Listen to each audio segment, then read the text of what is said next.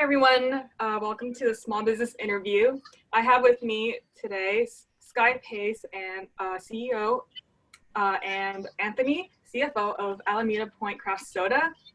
And as the name suggests, craft soda is a beverage company, but they're a bit different from other brands. So welcome, guys. Thanks for joining us. Thanks for having us. So why don't we start with a little bit about craft soda, about the beverages, and how did it all start? Let me start. Take it away. Yeah, I started in the beverage industry a long time ago. I did it for supplemental income through film school, and I was always going to get into the film world, and then found myself in the beverage world and enjoyed it to the point where when I got my degree, I decided to stay in the beverage industry. And I ended up doing about 16 or 17 years with Dr. Pepper Snapple Group at the time. And I had a lot of passion and a lot of creativity that I could use at my job there, but I wasn't really, I don't know, it was missing something after years, and the whole corporate environment was very stuffy, and it started to kind of stagnate my creativity. And I found myself, in my late 20s, early 30s, not really believing in what I was doing. And especially when it comes to the products, there's such an opportunity to provide a better drink from an ingredient standpoint and from a flavor standpoint. I felt, and they weren't doing it. They were just missing it. And at some point it becomes more about the bottom line and making money and less about the people and what you're selling. And I really, really didn't like that. And I took a risk. I decided to jump ship from my cushy corporate job to starting my own beverage company. I just had gotten married and had a kid. So it was like everything was on the table, and I did it. I thought I knew everything that there was to know in my corporate position there, but I quickly realized that how lucky I was to have the good people that worked for me and with me in the corporate environment, from human resources to marketing. They were at my fingertips helping me along. So it became pretty prevalent to me that it wasn't just me that was creating the success. It was a whole team of people that was helping me create the success. And so I decided that I probably needed some good people on my team. And I left the company on a Saturday, on a Friday. And on a Saturday, I thought, you know what, I think I'm going to buy back a section of the business. I got to find a way for them to do it. It was this collection of bars and restaurants in the Bay Area that sold Dr. Pepper 7-Up drinks through bar guns and fountain machines. And you didn't really see that in anywhere else in the United States. You don't see a lot of 7-Up machines or Dr. Pepper machines. They're usually just Coke or Pepsi. And so, my company didn't, at the time, Dr. Pepper Snapple Group, they weren't really interested in continuing that business. One, because it was a very small footprint, and two, they didn't see, the growth of it from a nationwide perspective. So I thought maybe I could go back in and try to get this business back. And I was able to get that business. And it was a plan from the beginning to kind of take the customers over and try to manage the business through the eyes of a small business. We were going to partner with our customers rather than kind of telling them what we wanted, which is what happens in the beverage industry.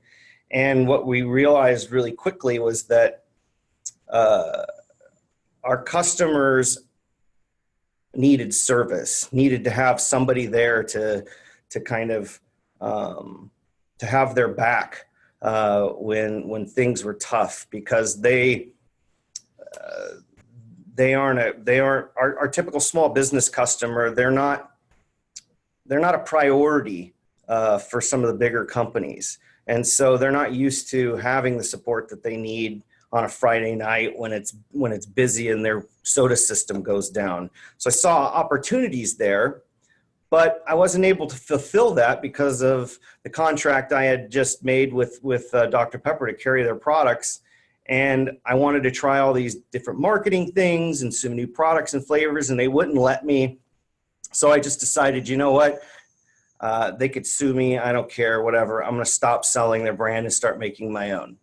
And so I got with some people that are really great at making flavors and really good at production and really good at helping and focusing on small business. And I went out and talked with my customers about what the best flavors were in their geographic footprint, what sells the best, what would they really like to see, and developed what is now our current soda, Alameda Point Craft Soda, and all the flavors that we carry.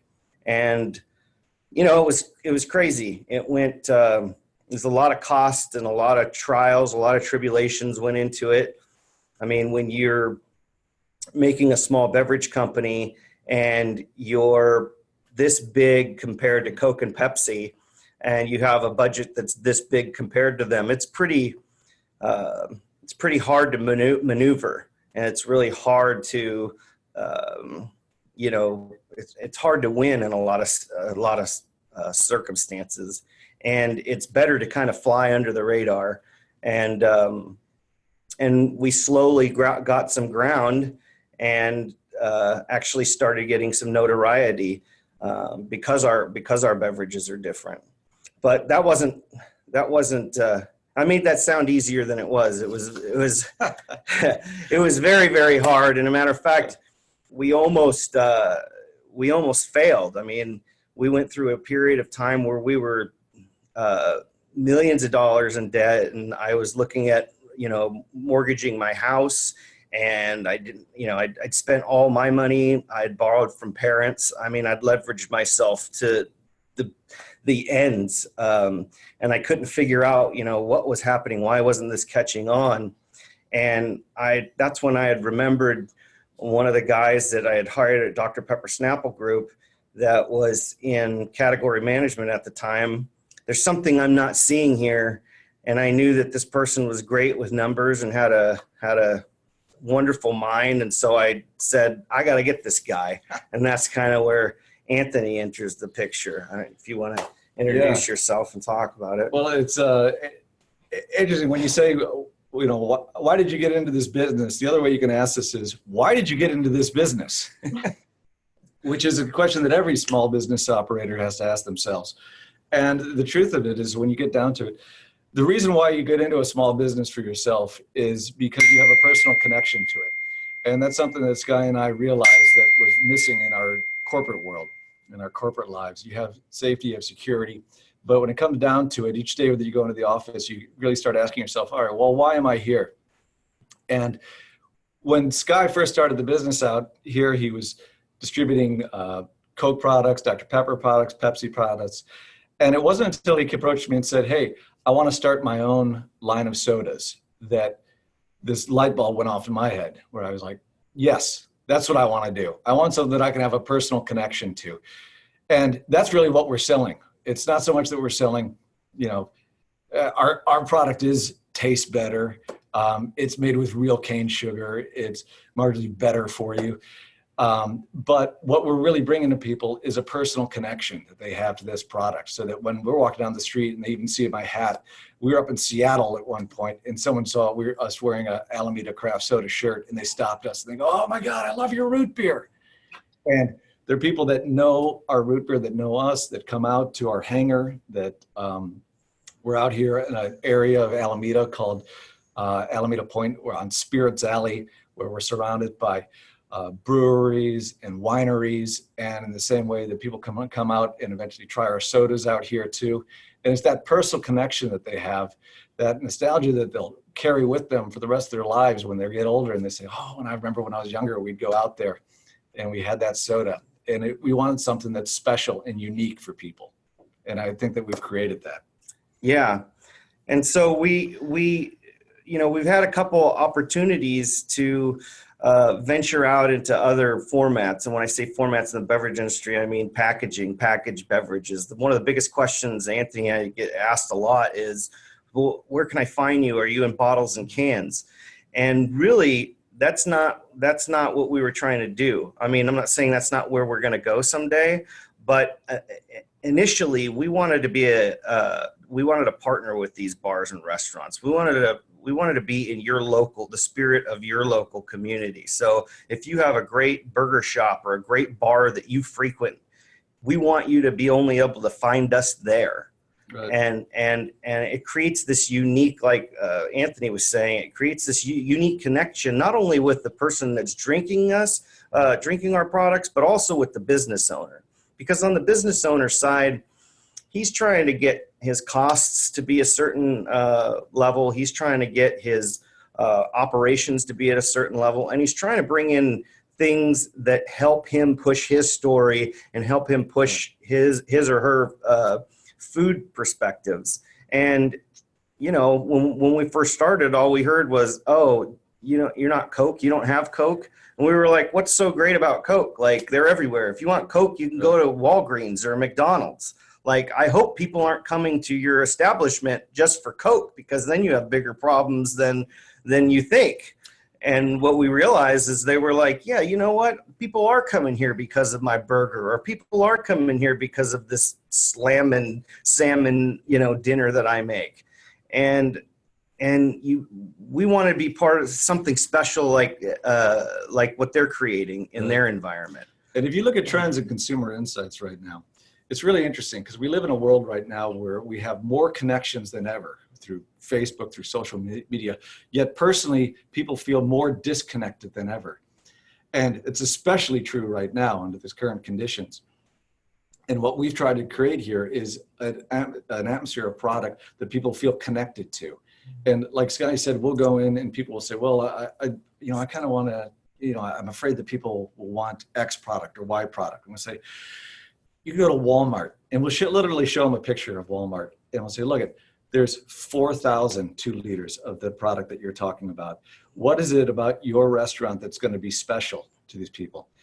And if you talk to, especially younger people nowadays, what they really want in life is not a material thing. They want a special experience with something. Everything is about experience nowadays, because people are kind of, in many ways, less materialistic than they were in previous generations. And they realize the value of their life and their living is through their experiences.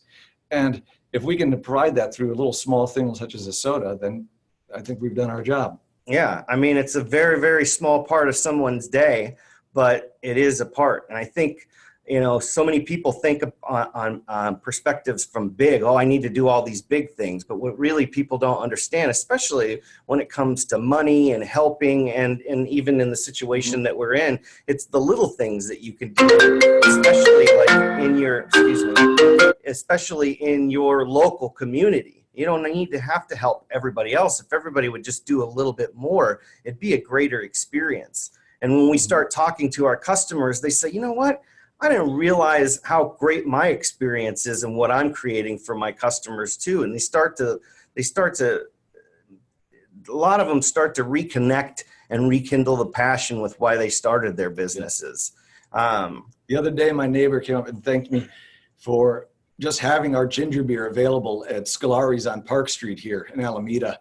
They said, hey, I went up there the night, I got a takeout, I got their bacon blue cheese au poivre burger, which is out of this world. Mm-hmm. It's amazing. It's the best burger in the world. They're like, hey, I just want to say thanks for having your ginger beer there, because it's helping them get through just one more day of, being isolated. But that ginger beer, what he's saying there again is, he feels connected through it. And they all know too, it's made with pure cane sugar instead of high fructose corn syrup. It's made with natural colors. Of course, we do have some preservatives in there. You have to, because you're working off of fountains, and it's product that's served through a machine. So you got to make sure that you have a certain level of preservative. But for the most part, you can read about 5 to 6 line items of what we put in our beverages as compared to some of the things that you can't even pronounce, excuse me, in our competitors' drinks. And we also make sure that we only have our syrups manufactured in small batches. So rather than making big orders to get the best price we can on everything, we have the labs and some of the production agents that we work with only do small batches because you get a much better quality assurance rate with those small batches that they and a fresher create. product too. And a fresher product. So it's funny because we thought someday we would start getting into packaged beverages, and what I mean by packaged beverages, bottles and cans, those sort of things. The reason that we've stayed away from that is because the more you package your product and put it on a shelf in the supermarket, the further away you get from your customer, from your consumer. When I'm in a store, or if I'm at the Intuit campus, I'm talking with people that are drinking my product. We're telling stories. There's really a great engagement that's happening there. But when you bottle and can your product, yes, you get to put it in people's homes and they're able to get you at so many places. The problem with that is, from the beverage side, it's such a game from the retail side how it's really played. It sounded soul killing to us to start bottling beverages and selling as much as we can to the supermarkets and having to argue with who's going to be on the shelf and having coupons to deal with, all these things. And then you just like everybody else. And then this happened. And when I say this, I'm talking about the COVID-19 epidemic happened. And now we have all of our customers that are switching formats from having people come in to their restaurants or their bars or their corporate cafeterias to ordering. And they're like, what's happening? We need to get this product so that we can give it to people to go. And it's really made us rethink how we're going to market. Who could have thought that something like this could have or ever would have happened? We always thought that there could be an issue if we ever didn't get into bottles and cans. We just never pictured or ever imagined it being like this. And so it's really forced us to kind of change our model and start to look into getting into some different outlets. And I think pretty soon here we're working on, we're doing a lot of work. We're working on bottles. We're working on some canned ideas. I don't want to, spoil it and give anybody too much ideas of what we're trying to do here. But we're back at that place. I felt like we were at the beginning. Our sales have plummeted because nobody's going out anymore, and all of our stuff that you can find us are in places that are closed. So we have an opportunity to do something different, but at the same time, we definitely don't have the financial backing to do it because they're not even able to pay their bills. And so we're at this point where we have to remind ourselves, we're partners with customers and we're trying to run this company, but we're also trying to help them too. And we know a lot of people that are in this same experience are kind of like, pay your bill. You need, figure it out. And we're kind of from the schooling of, hey, let's work with our customer. Let's see what they can pay now. Because if they're gone, and in 6 to 8 months, because they had to pay us, what's the point, Mm-hmm. So I think this whole thing is reaching to people and their core values, and making people be, more, what do you call it? More human, I think. And so, we have an opportunity, but it's going to be very tricky how we try to roll it out. And that's kind of what we're facing right now. Some of the things we're facing. So yeah, you're in a lot of like restaurants and bars, and they're not operating right now. Do you think though that sales might start back up again slowly as we try to reopen? So yeah, so it's kind of it's luckily we have a great relationship with all of our customers, and Anthony and I have been on the phone every day with talking to each of these people, each individual owners about what's going on, what are they doing. And you have some people that I don't think a lot of people realize this in outside of the food service industry, but there's a lot of places that have a lot of business and they look awesome and they serve a great meal, but they're like $1 away from closing all the time. They're always on their last leg, and you wouldn't know that by the venue. We've had a lot of talk with people like that, and they're like, look, we were one paycheck away from closing the doors before this happened. Right. Then you have the customers that are at the stage in their life where, either age or just where they are, they don't want to deal with this right now. And so they're like, look, what if I have to open up again and then close down again and then have to open back up again? I don't have that in me. I had a gentleman tell me last week, he's like, look, I'm 65, I already did my time. I'm going to sell my building and I'm done. And then you have people that are in the middle that don't have any idea what they're going to do. And they're waiting. I think they're waiting for something to happen. And the problem with that is that, like you and I were talking earlier, everybody's story is so unique. There's not going to be a one thing fits all solution to this. And the people that have the appetite to go outside of their comfort zone and have the time and the energy to be able to change the way that they do their business are the people that are going to make it through this. And some people just don't have that ability to get there. So, I don't know. I mean, we're trying to do financial projections right now on how much of our business will come back, how much of it won't. I mean, who knows? What I thought was insightful talking to one restaurant owner that was a sit-down restaurant owner. And we've kind of broken into different categories because the casual, the fast casual, fast food places, they'll be doing much better than the sit-down restaurants. But what people have to realize with restaurants is that there's a cost to reopening that's a level cost no matter what. So in other words, whether they have one person dining in the restaurant or whether they have 100 people dining in the restaurant, they still have to have the same amount of staffing in the kitchen. They still have to reopen. They still have to pay their rent and such. And the people that I talk to, if they have to reopen at 50%, it doesn't make enough sense for them. It just doesn't work. The numbers don't work.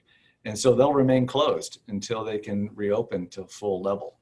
Yeah. And so if people open because they feel like they have more business and then we have another, outbreak, that's an even bigger problem because of the money that it costs to close down and then the money that it costs to open back up again. And if it happens again, it's even worse the second time. I mean, think about all the food, just the food waste alone when you just have to shut down unexpected. Where does that go? Sure, we could send it to the food banks, which is great and awesome, but that doesn't take care of business. That's not taking care of your expenses. And I think for the most part, people are getting really creative. It's awesome. And there's a lot of space here for people to get extremely political. And, this isn't, I think when you take all these pieces out of it, it's not a political problem. It's a problem that's for all of us to solve. And I think, if we lean on each other and we help each other out, we have a better chance of getting through this together than waiting for the government to help or something else like that. The one thing that we've come to the conclusion, though, is that it's not a one-size-fits-all solution. No. People are going to have unique issues that they're going to have to deal with economically. Even within the category that we're talking about, you're going to have some restaurants that are going to be doing well and some that aren't. And you're going to have some locations that are going to be able to reopen and some that aren't. So I think the only thing that everybody would like to see is just some more movement on that part. And you got to remember too, the people that are in the food service industry and the service industries that are affected the most, they're the key stakeholders, and they're the key business owners and the holders of all the information. Everybody else is just, a viewer and watching, or they're patrons. So it's really hard for people from the outside that aren't in that industry to even understand what's going on. They see that their restaurant that they go to is closed, or that they're not able to go to the hair salon, or they're not able to get a massage, or not traveling. But what that really means, what that really looks like, is only in the mind of the people that work there and own and run those places.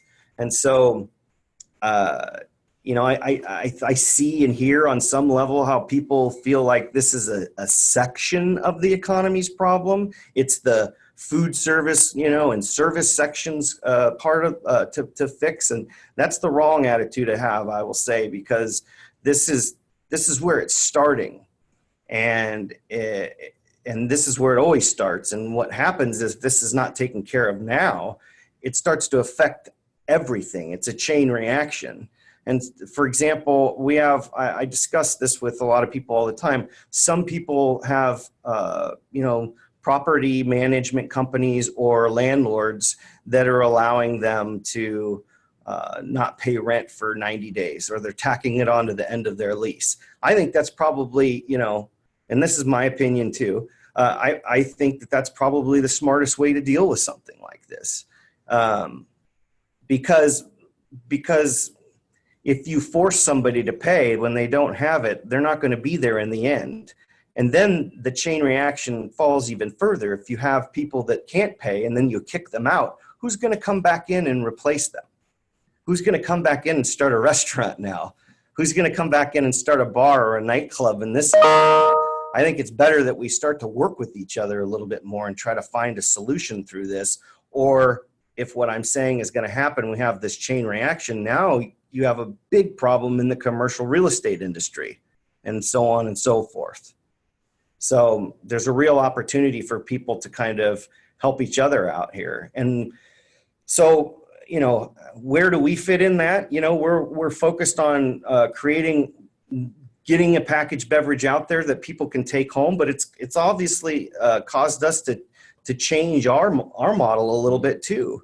We're lucky that we have a development team and people with big brains and great ideas, and we're thinking about getting into disinfecting services too, kind of pivoting. We are a soda company, and we make soda and we market the soda, but the other side of our company is repairing all the refrigeration and repairing the ice machines and equipment that are in those restaurants under the Bricks Beverage side. And I think one of the things that we're looking at doing is helping people disinfect their restaurants or their establishments, because two things are going to happen. One, it's going to need to happen, and two, people aren't going to just start coming back to a restaurant just because they're open. They need to be able to feel safe. And we have we know a lot of things because of what we have to do in food health and cleanliness, and in sanitation with our ice machines and other equipment. We could take some of those models and some of that stuff and apply that to just to keeping the front of the house of your business disinfected too. Right. I mean, that was actually one thing I was going to ask you guys about your your beverage service, especially because there's like the self-service beverages that's not going to start back up for a while, and even people will be afraid of other people serving them beverages. So yeah, I mean, that's great though that you guys have a plan for that too. So like packaged beverages, trying to still continue that experience even though it's not the same, and yeah, the sanitation side of that. How can people still serve drinks safely? That's right. And we're developing some pretty cool technology. We're both Ghostbuster dorks. We love the movie Ghostbusters, and we're developing a backpack that will electrostatically charge disinfectant and help to clean surfaces and rooms a lot quicker. we could go into that. I don't know that this call is about that, but That's really cool. So like literally like you wear it and with a yeah, so it's a backpack that has a certain type of disinfectant on it. Right now we're looking at hydrogen peroxide as one of the disinfectants. And a lot of people right now are pivoting into the disinfecting services. And right now I think they're using just, regular sprayers, like a garden sprayer, or when somebody comes and does, what is it? When they do pest control, they have those pump sprayers that they use. And what it does is it atomizes whatever, liquid is in it, and it disperses it. The problem with that is it gets everywhere. It's messy, and the spray isn't, the pattern isn't like consistent across all surfaces. So it leaves places. So Anthony was looking at, what they do in the agricultural field when they're spraying plants and whatnot. And one of the things that we've realized that they do is that they ionically charge the disinfectant before it comes out with a negative particle, so that instead of just sitting in the air and landing, it actually goes towards ground, or it attaches something and it can go around an object or underneath it. Yeah, the effect is that it fully coats it and disinfects it in a much more efficient manner. And it's kind of funny because you wouldn't think that would have anything to do with selling soda, but it just happens to be that when you have to deliver soda syrup through a system, you become an expert in fluids, delivering liquids through pressurized lines. So there's a whole bunch of different applications that we can apply that to. So it'll be interesting to see what we come up with. But when you're a company and you're small like us, you have to be able to move quickly. And I think it's one of the advantages that we have over, larger companies, pivoting, finding needs for customers. We do that with flavors. We find out if there's a need out there, and we can get a flavor out like that, compared to when we were at, our previous companies, where if we introduced a flavor, good luck getting that into any location for 2 to 3 years. So, yeah, but I think that's part of what's been uniquely a unique trait of American entrepreneurs for years and years, our ability to pivot, to recognize an opportunity out there, to recognize a need, and to come up with some creative solutions. And it's interesting, you hear some naysayers talking about our ability to do that in light of the COVID crisis, and especially in comparisons to China. And I'm one of the people out there that I'd still like to think that, in America, we can still do that type of thing. We can still turn around and come up with a creative solution, something that no other country would be able to do. And I think people sometimes, get flabbergasted, or what do you say? They sometimes get overwhelmed with all the red tape and all the steps that it takes to get there. Yep. But if you can break it down into little tiny consumable pieces and just chip away at it, you'll get there. And then the other part of it too is, people that are not scared to do that and are entrepreneurs or leaders, and they're not. I'm one, he's one. We're not the kindest on ourselves either if we don't do very well or we fail along the way. So you have to be willing to kind of let that go and be like, you know what, if nothing comes out of this, whatever, we'll just call it like a little experiment that we did. And if something does, then we did something that's great for us and is great for the community. And I think if you do that with all your thoughts and all your ideas, you'll succeed, and other people will succeed with you too. right. I mean, there's always a risk, and when you take that risk, you learn from it. And if you can look at it as a lesson, you can build upon that. And yeah, and like everything's connected. I think especially if you're in the food and beverage industry, disinfecting and cleaning comes with it. But so that's cool that you guys are trying to figure that out too. Yeah, I mean, right before this, it's funny because if you sat in our offices with us, I'm sure you'd be like holding your head saying, what are we doing here? Because we were focused on, bringing people into, as Anthony said earlier, we have a lot of wineries, distilleries, breweries that are around in the area, and they do a lot of tours. And we were in the middle of arranging our facility so that we could have people come in, watch the soda be made, actually make their own soda, try it, take their own growler home of a soda that they made. We were going to have like a food concept with pizza in it. And we were like, we've been working on that for like 2 years. And we've even got like bought equipment, got the tanks. We have like moving through the steps of getting all that done. And then boom, this happens. So, you know, it sounds like we're rolling with it, but when that happened, we were freaked out for a couple weeks. We were like, what are we doing? And what are we going to do with all these ideas that we've had? You know, it's caused us to stop in our tracks, but you got to stay positive and you got to keep moving. You got to keep thinking. I mean, that's still a great idea. And I think eventually we can get back to it, or maybe even virtually. I don't know, through videos or something, but I mean, that would have been awesome. I mean, we've talked about that too. Like, one of the biggest things for us is having people be able to make their own syrup and their own soda and then take it home. You know, there's a lot of things we could do. We could have people make, you know, their own syrup, or do soda making kits that you can buy online. There's hundreds of things. It's just, you know. Yeah, we're actually, our business is in a giant old airplane hangar. And so the thing we were talking about today, we walked in and we looked at the hangar door and we're like, I bet we could make a drive-in movie on that. Yeah. So yeah, that's just another idea that,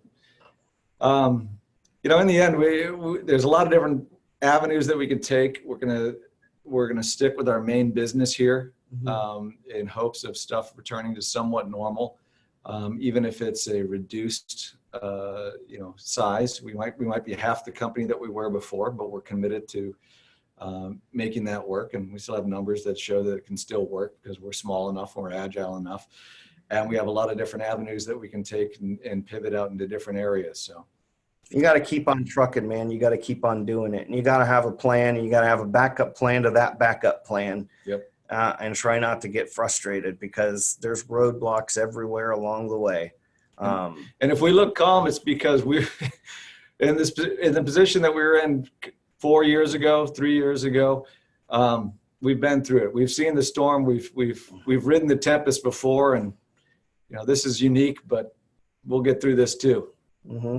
Absolutely. Sounds like you guys have a lot of ideas coming, and it's good that you're hanging in there, and to just have these thoughts, like, and the community can learn from you guys kind of paving the way too. Like you said, like coming up with all these ideas, like disinfecting, still trying to adapt, because you guys weren't gonna package before, and now you are. I mean, that's great to hear that you guys are trying to hang in there, and I think that's all we can do really. Is it's kind of a waiting game, but it's also you gotta hang in there and figure it out along the way and help each other. So that's awesome. And yeah, so you mentioned a little bit about food though, like pizza, I guess. Do you guys have any pairing recommendations for sodas, food pairing? Tons of pairing recommendations. I mean, not just with the food, but with alcohol as well. I was going to say that one at the end. Yeah, you guys have mixers too. Yeah, I'll tell you what, 5 o'clock is coming a lot sooner every day for millions of Americans and people all over the world. So my favorite pairing is actually, if I like to do a ginger beer and vodka, do a Moscow Mule. Our ginger beer is formulated to be very crisp and very spicy, so that it doesn't get watered down like a lot of the other ginger beers. So it tastes great. In fact, we warn people when they pour our ginger beer not to inhale it, let the bubbles You'll cough. go, because it'll cause you to inhale and cough. That's my one favorite. And my other favorite is actually bourbon and root beer. It's delicious, and if you add a little bit of St. George's absinthe with it, it gives it a little bit of anise taste, and it tastes just great. Yeah, I mean, it doesn't sound like it's an awesome flavor, but absinthe with root beer. When the first time we thought of making that, and then we did it, people were like, "What?" And then people were coming back, "Hey, let me get more of that." I would not have thought of that either. Absolutely, that's what's fun about this, is all the mixology that's in it, and it's really funny that I got to point out. The great thing about pairing all of our sodas with food is that unlike corn syrup, where if you drink corn syrup, if you taste one can of corn syrup next to a thing of soda, or pure cane sugar, I'm sorry, if you're comparing corn syrup to pure cane sugar, one sip, you may not notice a total difference. But if you get down to the bottom of that can, you're going to notice that corn syrup starts coating your mouth. And it leaves this coating on it that interferes with the tasting of the food. And if you talk to any culinary expert out there, the great thing about really good foods is that you taste it and then it goes away so that you're ready to taste something again. You don't want something that's sitting there in your mouth. And the great thing about our soda is that when you drink it, the pure cane sugar hits your taste buds and it dissipates quicker than it does with the corn syrup, so that it's complementing the food that you're tasting.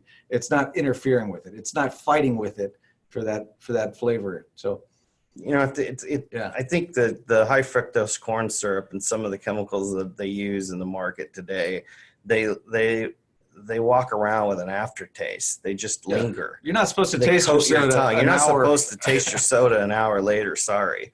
You know, it's supposed to be refreshing. Yeah, it's supposed to be a treat. Right. And you won't hear another beverage person, I don't think, from another soda company tell you that it's supposed to be a treat. But we believe that. I mean, that's right. We both have kids, and you know, when we were at Dr. Pepper or when we were at any other company, if we said anything like to the fact that, you know, soda in it at itself is unhealthy, oh my goodness, everybody would go out of their mind, and we'd sit at the table and go, look, everybody knows it's not good for you. That's not what we're saying. What we're saying is it doesn't have to be bad for you. Everything in moderation, you know. Sure, it's a treat. Soda's a treat, and we want special, and we always say that we're creating something special. It's a treat. Yeah. Are you supposed to be having 5 of these a day? No way. No. We don't want you. We don't want 5 hot dogs a day. You're not supposed to have 5 Twinkies a day. Yeah. And you're mainly emphasizing the quality of the ingredients. You know, it's the quality of the food. Like, I mean, too much of anything can be bad. You eat like 50 stalks of celery, you're gonna have problems. Exactly. My kids aren't allowed to drink soda every day. Yes. Yeah. You heard of celery-itis? No. Even more stuff. Celery-itis. All of his kids have it, apparently. Well, if that has anything to do with eating too much celery, you know. It does. We'll have to watch out. Don't eat too much celery. Right. Google it. Yeah. Sure, it'll come up. It's a thing. But, you know, that's the other thing, too, is all of our flavors are, that's why we haven't branched out with too much craziness in our flavors, because at the end of the day, we don't want to be that. We want to be that, you know, if somebody drinks our orange soda and tells us that it reminds them of an experience that they had when they were a kid, that's probably one of the biggest compliments or the greatest things that can happen in our day is that yeah, I gotta tell this story. Yeah, so this is kind of like a foundation. Like every place has a foundation mythology, and this is kind of my foundation. So I mentioned that Sky had wanted me to come on board, and he'd been asking me for years to come and work with them. And finally, when he said, "Hey, I want to develop my own line of sodas," that's when I started listening. But what really got me hooked was we went out to one of the locations, Top Dog in Oakland. It's a chain.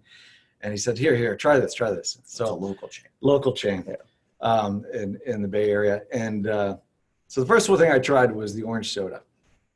And when I drank it, I don't know if you saw Ratatouille, but there's a scene in Ratatouille that the Pixar film, which we're also in, Pixar.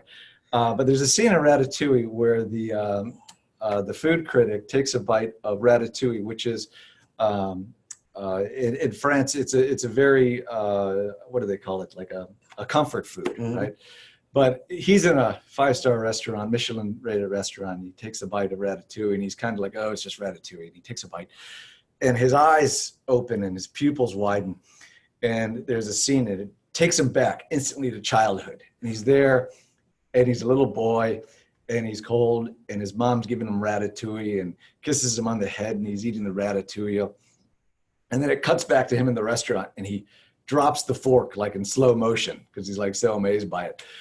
That was the experience I had when I had the orange soda. And I'm not kidding, because like, you know, when I was working for 7-Up, they brought out like the new 7-Up, and I drank it, and it was stuff I wouldn't even give my kids. But I drank this orange soda, and I was instantly transported back to when I was a kid, and I was playing hockey. I grew up in Chicago, and I remember this so vividly, coming off the rink and walking along the rubber mats with my ice skates and getting all around to the vending machine and putting, at the time, which was just a quarter, into the machine, and the can coming down and drinking this orange soda and being like so refreshed after playing hockey for 2 hours straight. And when I drank that, I realized that this is something special that we've lost, that we haven't had. And it's a treat. It's a simple thing that has turned into some chemical corporation kind of thing that we don't into recognize a commodity. anymore. Like, it's a commodity. Yeah. It's turned into a commodity. Yeah. So it's traded. You know, these companies, they're traded, and they're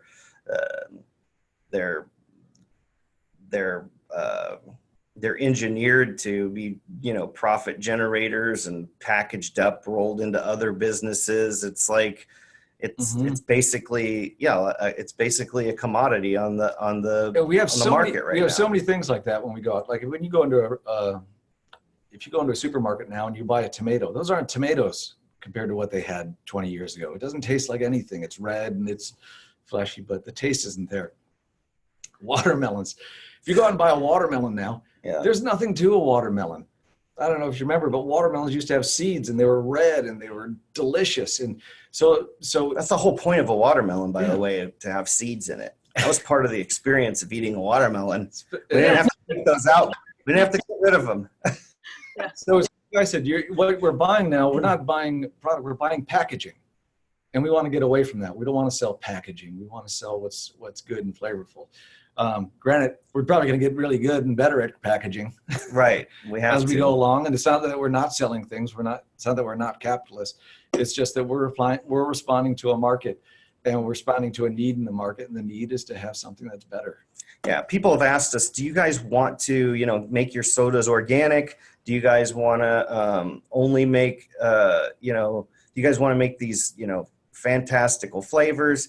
Look, we're sticking to what we know and what's worked for years.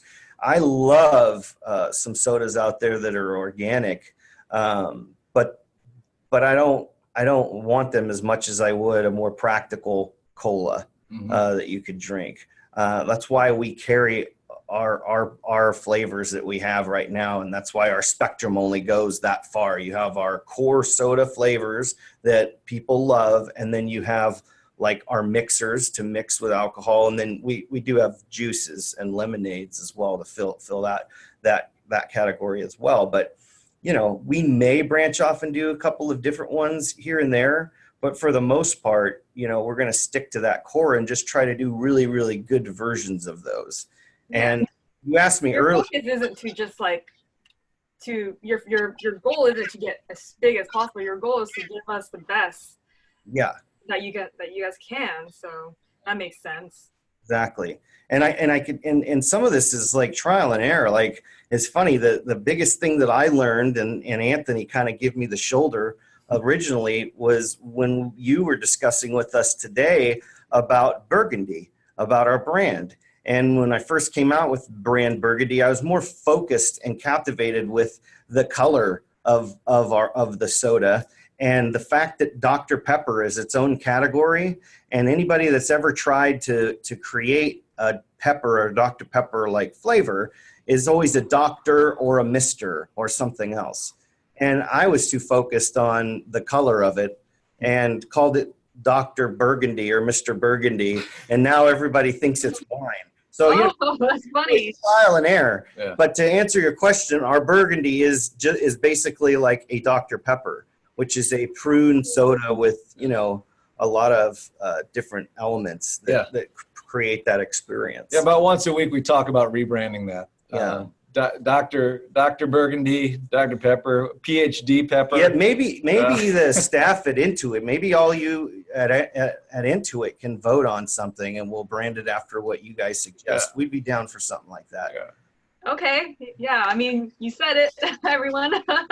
You know, it's funny that we have this experience with you at Intuit to do this type of a meeting, because Intuit's been a major part of our success and our story from the beginning.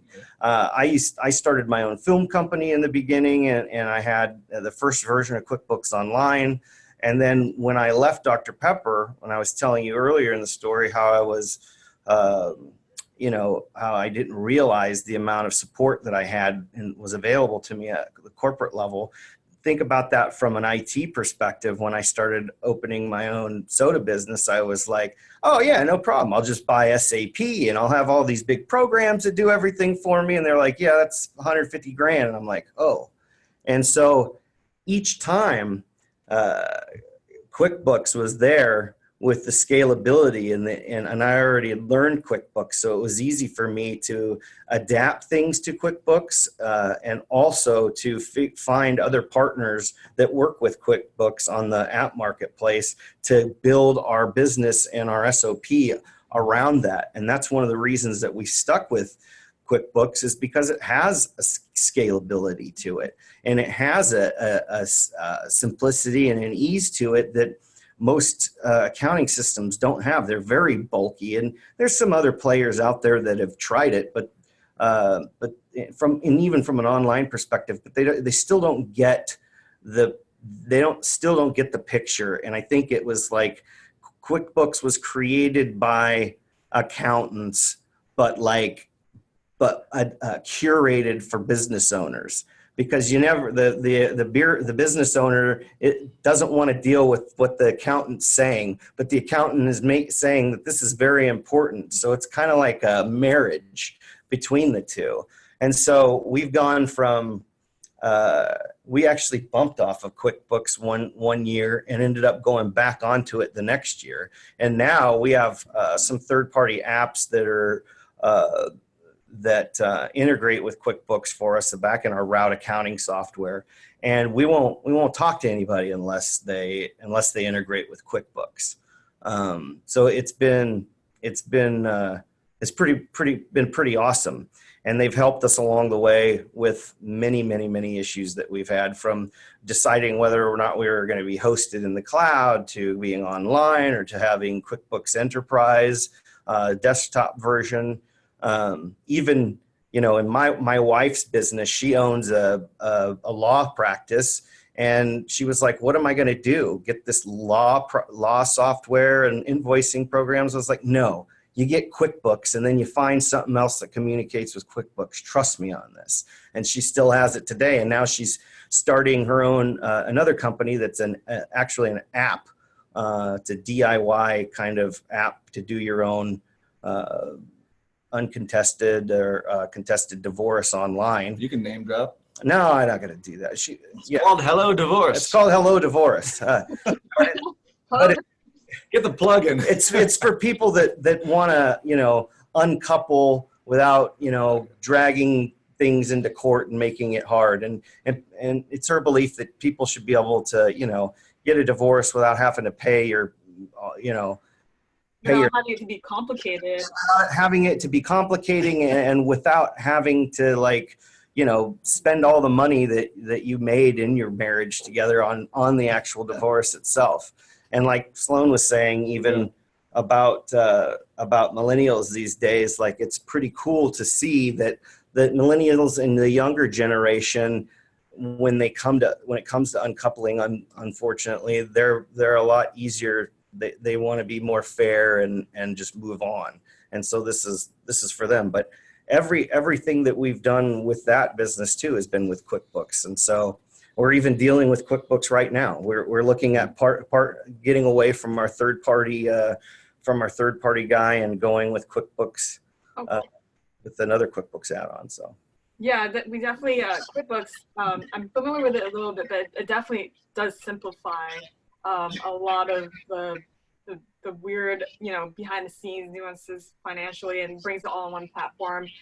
It was cool. I played with it a little bit, and yeah, they're very focused on the simple and small business side of it. They get it. And what was really cool for me and for Anthony is that usually like we said, when some corporation gets to that side, they're kind of out of touch with reality. But it didn't seem that way when you were on the campus. We thought it was really cool. It was a really cool experience seeing all these pictures of small businesses. And it's like, no wonder these guys still get it, is they know who they are, and they know who their customer is. It's pretty cool. Yeah, I remember when you guys were on campus in Mountain View, it was really well received. People were asking if we're gonna have your stuff, and we're gonna have your stuff in soon. So yeah, and hopefully we will eventually when things slowly return back to normal. But and yeah, as of now, people are asking about you guys, which is why we're here. So yeah, we are very focused on that, on the small business side of things, and making it work for everyone in the best way, most simple way possible too. Yeah, and in these times, it's going to be even more. It's going to mean even more to people. These kind of things, and it's nice to have a partner that helps you through those things. Well, and anything we can do to help, just you can reach out to us. You can email me, or just reach out to whoever you know, and we will help you guys out. Basically. Really? We don't want to pay our upgrade fee? No, I'm just kidding. Yeah. I'm messing with you, but no, thank you. I appreciate that. Matter of fact, we're actually needing to upgrade and switch systems right now. So I may ask for you to direct me towards somebody that can help us with that integration. Yeah, we can set up like a funding page or something, and we'll get it out there basically. Cool. That's awesome. So I just wanted to show people really quick with this other background. If you guys are posting any updates, right? It'd be on Instagram or Facebook. That's correct. Yep. And that's their website up there. Pretty good I know you say you don't have a lot of flavors, but you guys do have a pretty good handful of flavors. I think you have like 12 sodas at the moment. And they have mixers, so it's pretty cool to see what you guys have and what you will come up with. Maybe we'll look out for your Ghostbusters backpack. Yeah, you get that. And if things do work out, and knock on wood, we hope things will get back to some semblance of normalcy, like in the next, I don't know, let's just say 6 months or however long it may be. We'll still probably move forward with what we were talking about before of opening it up, and also we'll have some other pretty exciting things that we're gonna do. But for now, we're kind of in in pause like everybody else is, and so who knows? Who knows? Yeah, this is a pause button, and I've always kind of looked at it as that, like it's not ending. We're just on pause, and hopefully people treat it like that, not just keep on demanding rent and stuff like that. Just pause for a sec. Let's hold on, and we'll get it together as a community. And it'll allow us, if we all pause too, to get there together. Because if we don't, and everybody's doing things, some people are pushing and some people aren't, it's going to create an unfair advantage. And when it's over, it's going to seem like, people are even more separated, that the rich stayed rich and the poor stayed poor, and the middle class is ever disappearing if that doesn't happen. And we hope that it doesn't. And I hope more than anything, because not just opening up our facility for people for pizza and to make their own soda, but we want to get into mixing alcohol with our beverages and making that available to people too, because that's the funnest part of it. Let's face it. That is one of the plans that we have in our phased plans is to, we're in the process of getting our rectifiers license, which allows us to mix drinks, but that one's again, everything's kind of changing and on hold right now, and but down the lines, you probably will see some products from us along the lines of a White Claw types product using natural ingredients, same way, but we'll take it one day at a time until then. It's exciting to hear. Yeah, we'll watch out for that. Thank you. Check back for anything new coming up. Right Great. on. Thank you so much. Yeah, no, thanks for taking time to update us and to let us know about your exciting plans. And you gotta make sure you keep in touch. Thank you so Thank much. you. Yeah, Yeah. we will. And, right. and everyone else, thanks for joining us today in this interview. Thanks. And thanks again, Sky. Thanks, Anthony, for your you. time. Yeah. All right. Thank you. Stay safe and good luck with everything to you as well. Yep. You Take too. care. Stay safe. See Yes. ya. Bye.